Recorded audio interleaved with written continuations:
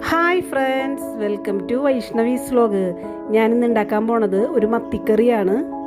ഈ മത്തിക്കറി ഇരുമ്പമ്പുളി ഇട്ടിട്ടാണ് ഇന്ന് ഉണ്ടാക്കിയിട്ടുള്ളത്. അപ്പോൾ ഇരുമ്പമ്പുളിയൊക്കെ ഇട്ടിട്ട് ഈ മത്തിക്കറി എങ്ങനെ തയ്യാറാക്കിയതെന്ന് നമുക്കൊന്ന് നോക്കാം. ഇന്നൊരു മൺചട്ടിയിലാണ് ഞാൻ കറി ഉണ്ടാക്കാൻ പോണത്. അപ്പോൾ ഒരു മൺചട്ടി അടുപ്പത്തേക്ക് വെച്ച് ചൂടാക്കാൻ വേണ്ടി വെച്ചിട്ടുണ്ട്.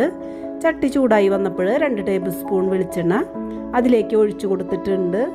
3 പച്ചമുളക് കീറിയത്, ഒരു ചെറിയുഞ്ചി നന്നാക്കിയത്, 3 അല്ലി വെളുത്തുള്ളി, പിന്നെ ഒരു 4-5 ചെറിയുള്ളിയും കൂടെ നുറുക്കി ഇതിലേക്ക് ഇട്ട് കൊടുക്കുന്നുണ്ട്. ഇതിൻ്റെ ഒരു പച്ചമണം മാറുന്നത് വരെ ഒന്ന് വഴറ്റി യോജിപ്പിക്കുകയാണ്. ഇത് ബ്രൗൺ കളർ ആവേണ്ട ആവശ്യമില്ല, ഒന്ന് പച്ചമണം മാറി കിട്ടിയാൽ മാത്രം മതി. ഇനി നമുക്ക് ഇതിലേക്ക് വേണ്ട അരപ്പ് തയ്യാറാക്കാം. അതിനായി അരമുറി തേങ്ങ, 4 ടീസ്പൂൺ മുളക് പൊടി, 1/2 ടീസ്പൂൺ മഞ്ഞൾപ്പൊടി, അരവിനാവശ്യമായ വെള്ളം, ഇതെല്ലാം ചേർത്ത് ഒന്ന് അരച്ചെടുക്കാൻ പോവുകയാണ്. ഇതേപോലെ അരച്ചെടുത്തിട്ടുണ്ട്. ഇനി നമുക്ക് ഈ അരവ് ഈ ചട്ടിയിലേക്ക് ചേർത്ത് കൊടുക്കാം. ഇനി ആ മിക്സിയുടെ ജാറ് കഴിയ വെള്ളം കൂടി ഇതിലേക്ക് ഞാൻ ഒഴിച്ചു കൊടുക്കുന്നുണ്ട്. പിന്നെ ഒരു തണ്ട് കറിവേപ്പില ഇട്ട് കൊടുത്തിട്ടുണ്ട്. 1 ടീസ്പൂൺ കല്ലുപ്പ് ഇട്ട് കൊടുക്കുന്നുണ്ട്. ഞാൻ ഇരുമ്പമ്പുളി പൊട്ടിച്ച് വെച്ചിട്ടുണ്ട്. അതിൻ്റെ കടയൊക്കെ ചെത്തിക്കളഞ്ഞ് കഴുകി വൃത്തിയാക്കി ഇങ്ങനെ നീളത്തിൽ അരിഞ്ഞ് വെച്ചിട്ടുണ്ട്. ഇപ്പം ഞാൻ ഇതിലേക്ക് ഇത് ചേർത്ത് കൊടുക്കാൻ പോവുകയാണ്. ഇപ്പം ഇരുമ്പമ്പുളി ഇതിലേക്ക് ഇട്ട് കൊടുക്കുകയാണ്. പിന്നെ ഒരു 1/2 കിലോ ചാള മത്തി ഞാൻ കഴുകി വൃത്തിയാക്കി നുറുക്കി വെച്ചിട്ടുണ്ട്.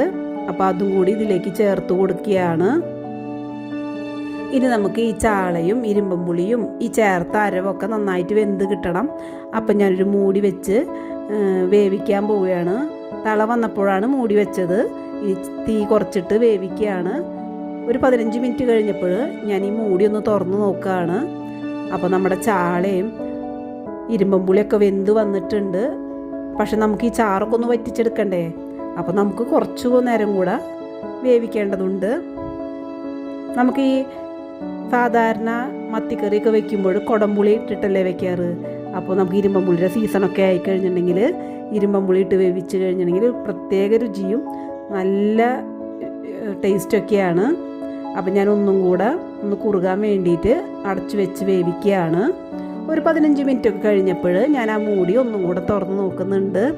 അപ്പോൾ നമ്മുടെ ചാളയും ഇരുമ്പമ്പുളിയൊക്കെ നന്നായിട്ട് കുക്കഡായിട്ട് വന്നിട്ടുണ്ട്.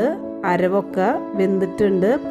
നമുക്ക് ഈ ചട്ടിയിലുള്ളതൊന്ന് ഒരു തുണി ഉപയോഗിച്ച് ചട്ടി ഒന്ന് കറക്കി യോജിപ്പിക്കാം, അല്ലെങ്കിൽ ഇതേപോലെ സ്പൂൺ കൊണ്ട് ഇളക്കി യോജിപ്പിക്കാം. കാരണം ഇരുമ്പമ്പുളി ഒന്നും പൊട്ടിപ്പോകാൻ പാടില്ല. ഇപ്പം ഞാൻ താളിക്കൽ പരിപാടി തുടങ്ങിയിട്ടുണ്ട്. ചെറിയൊരു കുഞ്ഞിച്ചീന ചട്ടി വെച്ച് അതിലേക്ക് 2 ടേബിൾ സ്പൂൺ വെളിച്ചെണ്ണ ഒഴിച്ച് കൊടുത്തിട്ടുണ്ട്. ഒരു 4-5 അല്ലി ഉള്ളി, ചെറിയുള്ളി ഇട്ട് കൊടുത്തിട്ടുണ്ട്. ഒരു തണ്ട് കറിവേപ്പില ഇട്ട് കൊടുത്തിട്ടുണ്ട്. ഇനി ഒരു 1/2 ടീസ്പൂൺ മുളക് പൊടി കളറിന് വേണ്ടി ഇട്ട് കൊടുത്തിട്ടുണ്ട്. എല്ലാതും കൂടി മിക്സ് ചെയ്യുകയാണ്. ഇപ്പോൾ നമ്മുടെ ഉള്ളിയൊക്കെ മൂത്ത് വന്നിട്ടുണ്ട്. അപ്പം ഞാൻ ഇത് കറിയിലേക്ക് ഒഴിച്ച് കൊടുക്കുകയാണ്. ഇനി ആ മുളകിൻ്റെ കളറും ആ വെളിച്ചെണ്ണയുടെ മണവും ഉള്ളിയും ഒക്കെ നമ്മുടെ കറിയിലേക്ക് സെറ്റാവാൻ വേണ്ടിയിട്ട് ഒരു 5 മിനിറ്റ് ഞാൻ മൂടി വെച്ച് ചെറുതീയിലൊന്ന് വേവിച്ചെടുക്കുകയാണ്. ഒരു 5 മിനിറ്റൊക്കെ കഴിഞ്ഞിട്ടുണ്ട്. അപ്പം ഞാൻ നമ്മുടെ മൂടി തുറന്ന് നോക്കുകയാണ്. അപ്പോൾ അതേ കറിയൊക്കെ സെറ്റായി വന്നിട്ടുണ്ട്. അപ്പോൾ ഞാൻ ഈ വേപ്പിലയൊക്കെ അതിലേക്കൊന്ന് ചേർത്ത് കൊടുക്കുകയാണ്. ഇപ്പോൾ കുറുകി നല്ല മണവും ചാളയുടെയും ഇരുമ്പമ്പുളിയുടെയൊക്കെ നല്ല അടിപൊളി മണം വരുന്നുണ്ട്. നമുക്ക് ഈ ഇരുമ്പമ്പുളി മാത്രം മതിയാവും ചോറിനാൻ. അത്രയും നല്ല പുളിയൊക്കെ ഈ ചാളയിലേക്ക് ഇറങ്ങിച്ചെന്ന് സൂപ്പറായിട്ടുണ്ട്. അപ്പം ഞാൻ തീ ഓഫ് ചെയ്തിടാൻ പോവുകയാണ്. നമ്മുടെ കറിയൊക്കെ സെറ്റായി വന്നിട്ടുണ്ട്. അപ്പം ഞാൻ തീയൊക്കെ ഓഫ് ചെയ്തിട്ടിട്ടുണ്ട്. അപ്പോൾ നമ്മുടെ കറിയുടെ ഒരു ഫൈനൽ ലുക്ക് നമുക്ക് കാണണ്ടേ. ഇപ്പോൾ ഇതാണ് നമ്മുടെ കറിയുടെ ഫൈനൽ ലുക്ക്. നമുക്ക് ഈ ഒരു കറി മാത്രം മതി, അടിപൊളിയായിട്ട് ചോറിനാം. നിങ്ങൾക്ക് ഇതുപോലെ ഉണ്ടാക്കി നോക്കി കഴിഞ്ഞാൽ ഭയങ്കരമായിട്ട് ഇഷ്ടപ്പെടും. അപ്പം ഞാനിത് ഒരു ഡിഷിലേക്ക് പകർത്തിയിട്ടുണ്ട്. നിങ്ങൾക്ക് ഈ വീഡിയോ ഇഷ്ടപ്പെട്ടാൽ ഈ ചാനലൊന്ന് സബ്സ്ക്രൈബ് ചെയ്യാൻ മറക്കരുത് കേട്ടോ. ലൈക്കും ഷെയറും കമൻറ്റും ചെയ്തേക്കണേ. പുതിയൊരു വീഡിയോയുമായി ഞാൻ വീണ്ടും വരാം. അപ്പോൾ okay, bye, see you, Tata.